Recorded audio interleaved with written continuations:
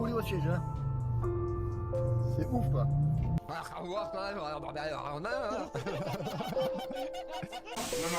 comme ça, Voilà, j'y vais. Voilà. Il aimerait bien se vider les couilles après 10 ans d'abstention.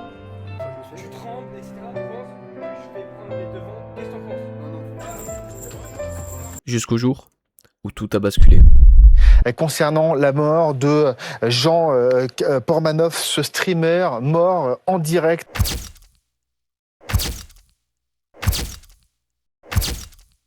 Where his friends, and I wouldn't call them friends, they are like actual demons. Jean Pormanov a été humilié et maltraité pendant des mois.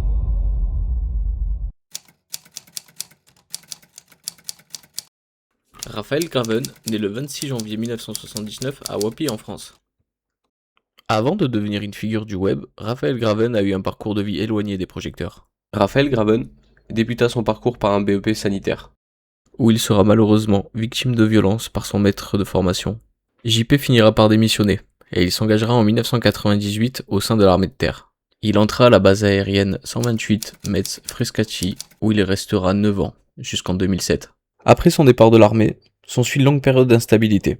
Raphaël va enchaîner les petits boulots, loin des projecteurs et d'internet, une traversée du désert qui prendra fin au tournant des années 2020. Une date charnière qui va marquer le début d'une ascension fulgurante.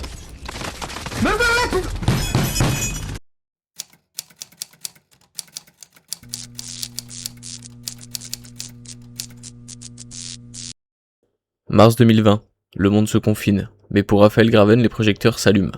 Sous le pseudonyme de Jean Pormanov, il débarque sur TikTok et Twitch.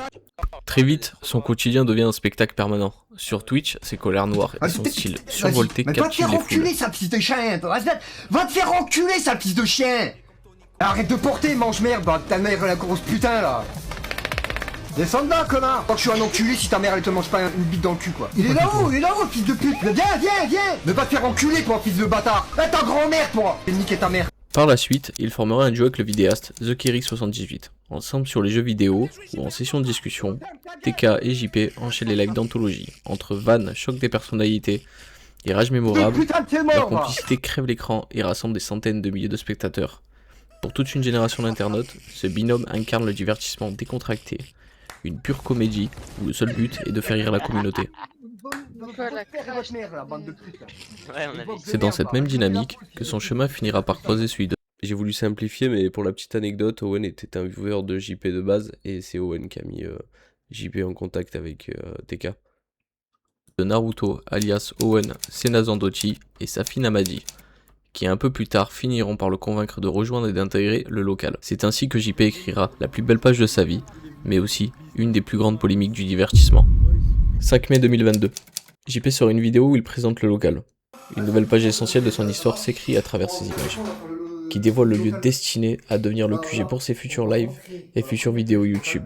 C'est ici, entouré de Naruto et Safin, suivi de OGK Decoy, alias Gwen Senazandochi, Kudu et Trois Cheveux, alias Jonathan Sergi, qu'une véritable alchimie va se créer. Ils formeront une équipe soudée qui poussera le divertissement à son paroxysme et qui engrangera de plus en plus de spectateurs chaque soir.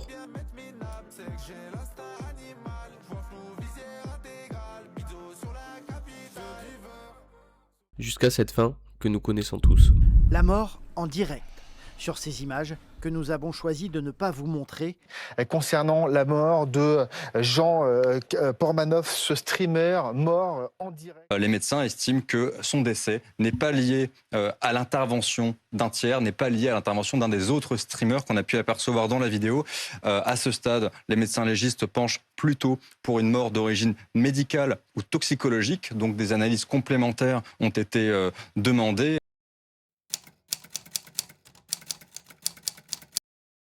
Bon, pour pas trop vous perdre, ceux qui ne seraient pas au courant, à droite, Robert Nardelli. Au milieu, Marie Turcan. À gauche, Liv, alias Olivia. Bon, maintenant on rentre dans le vif du sujet. Alors attendez 2 secondes, je recoiffe ma carence en vitamine D et je suis à vous. Hein. Un peu mieux là, c'est largement moins cramé. Ah, c'est ok. Bon les gars, si j'ai décidé de prendre la parole aujourd'hui, c'est parce que tout simplement je suis pas... Au départ je devais pas la prendre, voilà, on va être très clair, au départ je devais pas la prendre, je me sentais pas forcément dans l'envie de la prendre, Sauf que à force de voir des articles, les médias et tout le bordel leur tomber dessus, et je vous avoue, pour les avoir un peu fréquentés, avoir fait un peu des lives avec eux, je pouvais pas... Enfin, c'est bête, mais je me sentais pas de laisser passer ça et de rien dire et de laisser les médias continuer d'enterrer comme ça gratuitement. En gros, pour la faire simple, bon, mon histoire. En gros, ce qui se passe, c'est qu'au départ, je rencontre la maman de Owen et Gwen. Voilà, au travail.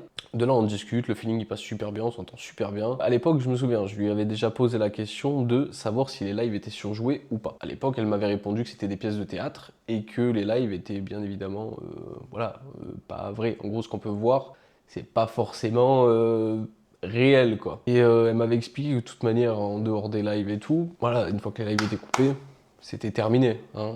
Tout ça n'existait plus. De là, le décès de JP, en contact avec sa maman, j'en arrive à faire la sécurité à l'incinération de JP. Et en fait, quelque chose qui m'a mis la puce à l'oreille par rapport aux médias, c'est que le lendemain même, j'ai pu voir paraître quelques articles ou quelques trucs qui disaient que, en gros, le local était venu en jogging. C'est tout bête, hein, mais que le local était venu en jogging, qu'ils n'avaient pas respecté, que nanani, que tanana. Or, je peux vous le confirmer, j'étais là, les joggings, c'est une demande de la maman, pour le coup, qui avait demandé à ce qu'ils viennent comme ils sont d'habitude, finalement, comme ils étaient d'habitude. À partir de là, ça me met un peu la puce à l'oreille. Je me dis, tiens, il faut peut-être que j'aille me faire un avis aussi, tu vois. Il faut peut-être que je voie de moi-même comment ça se passe. De là, de fil en aiguille, petit à petit ça se fait, je monte et tout au local. Mon arrivée se passe au départ, je rencontre juste Gwen, ça se passe bien. Et ensuite, petit à petit, je commence à rencontrer tout le monde. Et pareil, ça se passe bien aussi. En fait, je peux pas vous dire que ça se passe mal, ça se passe bien, quoi. Et de là, en fait, j'ai rencontré juste un groupe de potes qui finalement n'a pas franchement d'agressivité ni de méchanceté. Pour le coup, à chaque fois que je suis monté là-haut, on m'a plutôt bien accueilli. On m'a pas forcé à faire des choses. Et pareil, genre, pour le coup, en fait, la version que la maman m'avait donnée à l'époque, parce que j'ai quand même posé la question aussi là-bas quand je suis arrivé, c'est aussi ce qu'ils m'ont dit. En fait, les deux versions étaient les mêmes, quoi. Comme quoi c'était une pièce de théâtre, que tout était joué, que voilà, que c'était pas réel, quoi. Enfin bref, de là, je participe à quelques lives avec eux et tout, ça se passe super bien. Honnêtement, super bien. Au début, bon, je vais pas mentir, un peu stressé et tout, parce qu'on connaît pas, être devant des milliers de personnes, c'est compliqué. D'ailleurs, certains d'ici ont sûrement dû me voir dans les lives. Moi, j'ai comme souvenir que ça s'est vraiment bien déroulé, dans le sens où on a toujours respecté mes limites. On m'a souvent demandé si j'étais à l'aise ou pas avec certaines choses, et qu'en gros, si j'étais pas à l'aise avec ça, on pouvait arrêter. De là, c'est bête, mais j'avais un peu fait le lien où je me suis dit, ok, s'ils me demandent quand même mes limites, c'est pas des animaux non plus, hein. Voilà, comme peuvent le dire les médias finalement. Et en fait, de fil en aiguille, pour le coup, j'ai commencé à vraiment bien les apprécier. Et de là, en fait, pour moi, ça devient compliqué de me dire qu'il faudrait les laisser se faire enterrer par les médias ou quoi et de rien dire. Parce que ça serait franchement un peu hypocrite de ma part, je trouve. Moi, je partage juste ce que j'ai vécu. Je vous demande pas de me croire. Je cherche pas à vous convaincre.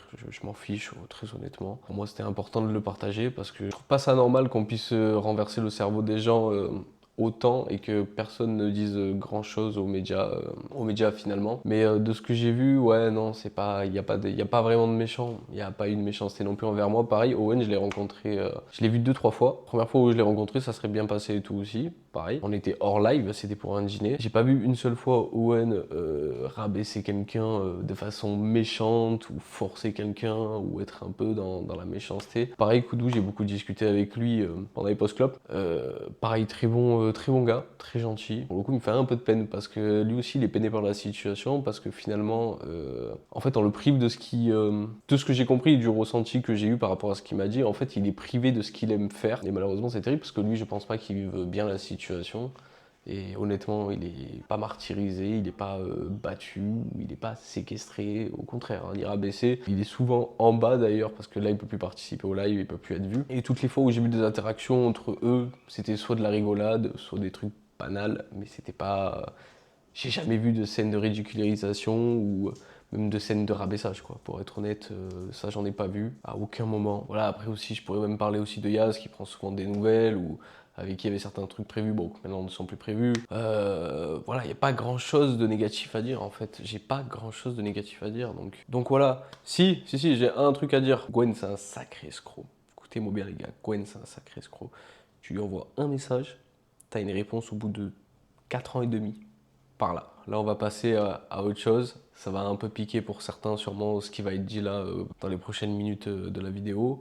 Alors du coup, on va parler de toi, mon cochon, hein, Robert Nardelli. Je pense que c'est le bon moment de parler de toi là, à l'heure actuelle. Il va falloir quand même que t'expliques pourquoi tu as fait comme si tu ne les connaissais pas depuis qu'il y a eu cette affaire, alors que depuis un bon moment tu les connaissais. Tu as même demandé leur avis par rapport à une inauguration de jardin aussi, hein, preuve à l'appui juste là.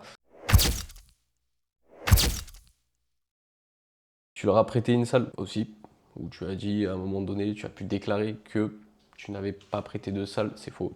L'enregistrement que vous allez voir se passe justement dans une salle prêtée par le maire. Et voilà. Coupé! Oh les gars, ramène mon paquet de clopes là. Ramène mon paquet de clopes. Oh putain, faut que je m'en tire une parce que là ça va plus là. C'est bon. Non, attends, montre ça. Coupé. On a prêté une au local. Secondo, on a pu te voir crier sur les plateaux que tu avais viré le père de Owen et tout. C'est faux, c'est son père qui a donné sa démission. Donc là aussi c'est pareil, ça marche pas. D'ailleurs cette histoire elle t'a tellement dérangé que t'as quand même engagé un gars de la communauté du local, tout en connaissance de cause. Après ce qui s'est passé, après tout le bordel et tous les dramas, mais apparemment pour ça t'a pas dérangé, pourtant participer au live et tout. Pareil, quand ça dit qu'il ne connaissait que très peu ceux du local, il était aux fiançailles de Gwen, donc je suis désolé mais personnellement si je connais quelqu'un très peu, je m'en carre le cul de ses fiançailles, j'y vais pas, très honnêtement. Cela dit, si vous vous renseignez un peu, regardez un petit peu à droite à gauche, vous verrez que ces sorties médiatiques sont un peu catastrophique, hein, honnêtement, régulièrement. Hein, quand on voit que le gars il va sur le plateau de BFM TV, qu'il est là pour la mort de JP, il va se mettre lui en avant, à un moment donné, bon, voilà, c'est pas méchant, monsieur le maire, mais c'est pas très fut-fut, quoi. Et là, vous allez le voir, c'est sacrément clownesque. Atteinte à la vie privée, redressement fiscal, diffamation, article à charge, sans oublier l'affaire Tariq Ramadan. Et on peut encore continuer longtemps comme ça. Et du coup, devinez quoi? Elle a récidivé il y a quelques jours. Ou lors d'une interview, elle a tenu des propos blessants et rabaissants envers Koudou. Et je vous mettrai le lien en description de l'interview de Marie Turcan pour ceux qui voudraient jeter un œil. Il y a cet homme, donc surnommé Koudou, qui s'appelle en fait Stéphane, qui est humilié en permanence, qui est frappé. Et donc ce qui par la suite a provoqué une réaction de Koudou qui a décidé de sortir une vidéo et de se défendre. Salut à vous. Je vous fais cette vidéo parce qu'il s'est passé quelque chose d'assez grave à quelques jours du procès. Il y a encore Marie Turcan de Mediapart qui a fait une vidéo et qui a raconté beaucoup de mensonges à mon sujet et au sujet de mes amis qui sont du local. On va réacter à ce qu'elle a dit et on va mettre les points sur les i. Et pour Koudou, c'est une toute autre trajectoire. Donc je le surnomme Koudou parce que lui-même s'appelle Koudou, mais il faut même déjà penser que ce surnom en lui-même, il est quand même déjà un petit peu rabaissant. Je sais pas, on sait pas vraiment ce que ça veut dire, mais le mec il s'appelle Stéphane à la base. Et en fait, il était fan. Il était fan de Raphaël Graven et de Owen et du local. Alors il y a quelque chose de linéaire. C'est Marie Turcan qui dit que mon surnom Koudou est humiliant. Humiliant, pourquoi? Je l'ai déjà marqué sur mon bras et c'est mes parents qui m'ont donné ce surnom-là. Alors humiliant, il faudra peut-être que je dise ça à mes parents. Non mais quelle idée de dire que c'est humiliant. Il a pris un train et puis il est venu, il s'est présenté au local et là, Banco, un peu les yeux qui pétillent de Naruto et ses potes, qui remarquent tout de suite qu'avec sa tête particulière, avec sa manière de parler également, il n'arrive pas très bien à s'exprimer, avec son handicap du coup, qui est un handicap physique qui fait que ça se voit. Marie Turcan, oui, je te tutoie. Tu es qui toi pour me juger comme ça? Ce que tu dis, c'est rabaissant. On n'est pas amis, on ne se connaît ni d'Ève ni d'Adam. Je ne te donne pas l'autorisation de me parler comme ça. Pareil, ça explose. Les fans en redemandent. Alors, je sais pas si on peut parler de fans quand il y a un degré d'humiliation comme ça, mais ça... Non, les fans n'en redemandaient pas. Les fans voulaient que je parte. Mais c'est Naruto. J'ai raconté ma vie, j'ai raconté mon histoire. Et ça l'a touché et il voulait que je reste. Alors, au niveau des fans, ils n'étaient pas humiliants comme toi, je te tutoie encore, comme toi, tu l'es. Se questionne. Et donc, au lieu de repartir comme d'autres fans qui ont pu passer par le local, là, ils lui disent qu'il peut rester. J'avais discuté avec sa sœur a posteriori et en fait, elle est elle-même un peu désemparée. Elle dit, ça fait des années que je lui ai pas parlé. Je le vois arriver là, je le vois se faire humilier, se faire taper. Ça m'énerve, mais en même temps, c'est aussi son libre arbitre. Elle me dit, mais mon frère, voilà, Alors, au niveau de ma sœur, tu parles de ma sœur qui m'a laissé solitaire dans Chalon, qui m'a laissé dans la merde et tout. Moi, j'ai rencontré une bande de potes qui, eux, sont là pour moi, sont là pour m'aider. Et au niveau de la famille, ça ne te regarde pas. Voilà. Puis elle, qu'elle fasse sa vie. Allez. Gwen s'est aussi exprimé sur le sujet. Je vous mets quelques images de ce qu'il a pu dire. Mis à part le côté marrant, Koudou a quand même appelé sa mère. Sa mère lui a dit, alors je sais pas si c'est vrai, peut-être qu'elle dit la vérité, que sa mère est pas au courant. Sa mère lui a dit qu'il y a aucune sœur qui a parlé à Mediapart. Je vais pas dire qu'elle invente. Il faut, comme Koudou, il est en mauvais terme avec ses sœurs. S'il faut, il y en a une qui a parlé. Pas non plus idiot, il savait que quand ses potes sortaient du local et s'approchaient de lui avec les mains derrière le dos, qu'il allait se passer quelque chose. Tu crois qu'il n'était pas au courant, qu'il allait avoir la douche? Quand il sortait de la pièce, il voyait pas qu'il y avait le seau d'eau déjà préparé avec les trucs de peinture. Quand on allait faire les courses, on traînait ensemble tous les jours. Qu'il était là quand on prenait telle peinture. Ouais, ce soir serait bien si on mettait du slime. Ouais, ce soir serait bien si on... Tu crois que le mec c'est un golemon? C'est dingue. Et c'est par le Saint-Esprit, bien sûr, que c'était toujours Koudou ou JP sur cette chaise qui restait le plus longtemps. C'est faux. Tout le monde passait dessus. C'est curieux quand même parce que lui, on l'a jamais mis dans cette position, alors que je suis pas persuadée qu'il ait une beaucoup plus grande culture que Raphaël Graven. Alors s'il m'entend, peut-être qu'il sera très vexé que je dise ça de lui. Sûrement qu'il s'en bat les couilles, parce qu'on est tous au courant qu'il n'y a aucun génie dans ce local. La dernière phrase, je confirme totalement. Il n'y a aucun génie dans ce local. C'est une dinguerie. Moi inclus quand j'y monte, pareil. Il allait mettre toute sa force, mais voilà, tu pouvais l'encaisser normal. Et puis, dans le jeu de la claque, on avait quand même un code, c'est que tant que voilà, on pouvait encaisser les claques et que vraiment on n'avait pas senti une claque qui nous avait fait mal, on continuait. Dès qu'il y en a un qui disait oh là putain là il m'a sonné, il m'a mis truc fort, il sortait, quelqu'un prenait sa place. Il allait trop loin, jamais. Et la première enquête avait rien donné parce qu'ils avaient enquêté, ils nous avaient suivis même en dehors des lives, en mode sous couverture. Ils avaient suivi Owen qui était parti au ski avec sa femme. Ils me regardaient le soir quand je partais. Ça, je l'ai su après. Sur le moment, franchement, les mecs, c'est vraiment des ninjas. Hein. On s'est jamais douté de leur présence ou quoi que ce soit. Et ça n'a jamais rien donné. Jamais. Donc, au bout d'un moment, il faut peut-être, au lieu de dire oui, ben que fait la justice, c'est vraiment des incompétents, il faut peut-être se remettre en question et se dire peut-être qu'ils n'ont rien à se reprocher, que c'est vraiment une bande de potes. Mais ça, c'est pas, cette version, elle est pas bankable niveau buzz médiatique. Tout de suite tiré au clair. Il y a une enquête qui a été ouverte il y a 1 an pour des violences. Il y a une autre enquête qui est ouverte pour déterminer les causes de la mort de Raphaël Graven. Ces deux-là ne sont pas liés. Mais forcément, dans la tête des gens, il y a un amalgame qui se fait. D'autant plus qu'il y a... Bah oui, forcément, il y a un amalgame. Forcément. Tu fais des articles qui sous-entendent qu'il y a de la séquestration, de la violence, que le mec il est torturé, etc., basé sur je sais pas quoi. Et après, tu t'étonnes, après il y a un amalgame, c'est complètement dingue de dire ça. Vous avez créé cet amalgame. C'est notre délire, ils sont adorables. Regardez, ils parlent toujours d'un petit enfant qui était malade d'un cancer, que le local est allé voir à l'hôpital, elle lui a offert des choses et qui est décédé. Et du coup... On parle pas toujours de lui, mais c'était quelqu'un d'extrêmement important pour nous. C'est quelqu'un qui a fait partie du local, même indirectement, qu'on a accompagné toute la fin de sa vie. On a le droit de parler de lui. C'est quoi cette folie ? Pourquoi vouloir faire croire que on parle de lui en mode genre c'est pour nous donner bonne figure? Pas du tout. Si toi t'as un problème et t'as du mal à croire qu'on peut faire des choses bien, c'est ton problème.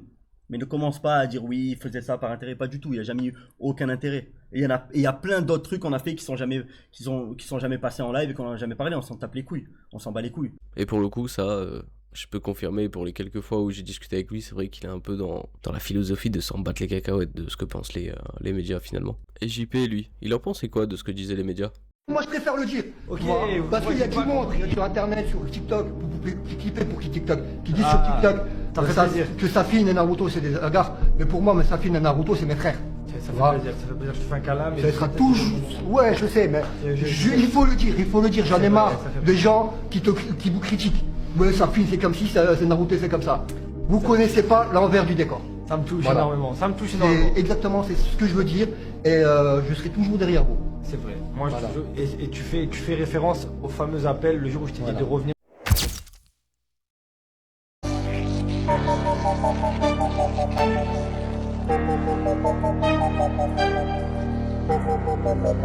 Bon ben, je pense qu'on peut pas faire plus clair comme réponse. Avec de tels parents, pas étonnant que la vie de JP parte en vrille. Enfin, il n'a jamais pleuré pour ne pas manger ses légumes, parce qu'en fait, il n'y avait pas de légumes dans son assiette, ok? En fait, il n'y avait même pas d'assiette, juste des cartons de pizza, des plats surgelés. L'enfance de Raphaël, elle est tout sauf joyeuse. Sa mère se bat contre ses propres démons, elle passe ses journées à tenter de les noyer dans l'alcool. Ça aussi, c'est faux. Sa mère n'était pas alcoolique. Il joue la carte de la victime, il répète encore et encore que JP était comme un frère pour lui. N'écoutez pas ce qu'ils disent, vous connaissez la vérité. Et là, ce n'est que mon avis que je vais donner, mais je pense que c'est un peu normal d'être dans cet état-là, que tous les médias tombent sur toi, quand tous les gens te tombent dessus tous les jours, quand tu perds ton meilleur ami, mais que tu peux même pas faire son deuil. Je pense que c'est juste normal, hein, les gars. Il faut pas oublier qu'on est que des humains, finalement, et qu'on a tous des émotions. Et je pense que c'est juste quelque chose de normal, en fait.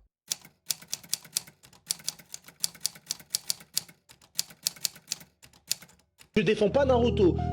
Ils m'ont accueilli à Nice. Je ne les défends pas, frérot. Je ne les défends pas. Je dis juste ce que j'ai vu. J'ai vu des mecs qui m'ont accueilli. J'ai vu des mecs qui étaient gentils avec JP. J'ai vu des mecs où, en live, on s'est allumé. On s'est défoncé en live. Le live était fini, on était revenu aux choses sérieuses. Naruto, il a dit à JP, bon, frérot, va te laver comme ça, après je te raccompagne. On va chercher à manger. Voilà.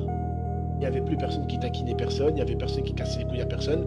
Ça y est, la caméra était éteinte. Sachez que moi j'ai mon mot à dire, parce que j'ai pas fait partie du local, mais je sais qu'il y a une époque, même à la villa, on participait à la villa, même avant, même en Corse, hein, on participait à des vidéos, tout ça, et je sais comment ça se passe.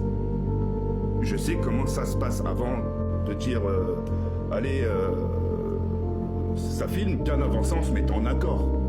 C'est un peu avec à l'époque, comme avec Kenny, quand Kenny il était chez moi à l'époque de Mantes-la-Jolie, et quand j'appelais sa daronne en lui manquant des respects, c'était un peu du jouet. Et donc par rapport à ça, parce que j'ai vu beaucoup de clips circuler en disant ouais regardez, mais à ce moment-là comment il parle mal, comment il parle mal à la daronne de JP, ça se fait pas que ça t'a, c'est orchestré.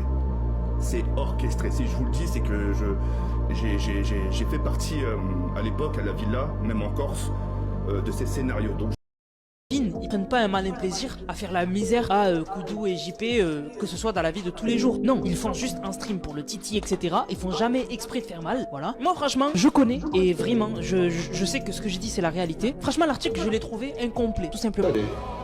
Des entraînements. Des entraînements Ensuite, quand je suis parti dans le local, j'ai vu JP, de ce que j'ai vu, normal, assis normalement comme ça là, comme je te parle. Oui. Voilà, on parle d'une personne qui est décédée, qui repose en paix, que j'appréciais. Je prends Dieu pour témoin, ainsi comme ça. Naruto et sa fille, tout était de ce que j'ai vu, hein, parce qu'on m'a raconté ce que mes yeux ont vu. Scripté. Tout, plus que scripté. Et le jeu de comédie de JP, genre, il était vraiment, il avait un haut level. Enfin, je sais qu'il était bon dans ce qu'il faisait. Genre, JP était là. C'est pas négatif ce que je vais dire, mais ça permet aussi de pas avoir l'avis de que ceux qui regardent des clips TikTok et qui se font un avis sur 10 secondes de vidéo. Sur ce, je vous oblige pas à me croire, moi je donne mon avis par rapport à ce que j'ai vu, ce que j'ai vécu, quand je suis monté au local, par rapport à tout plein de choses. Maintenant chacun se fait son avis, chacun décidera de croire qu'il a envie de croire, et c'est ok. Sur ce, n'hésitez pas à mettre des commentaires, il n'y a pas de souci, on peut débattre, tant que ça reste dans le respect, c'est le plus important. Et je souhaite remercier tous ceux du local qui m'ont accueilli, et pareil pour la communauté du local sur les lives qui ont toujours été très cool et très tranquille avec moi.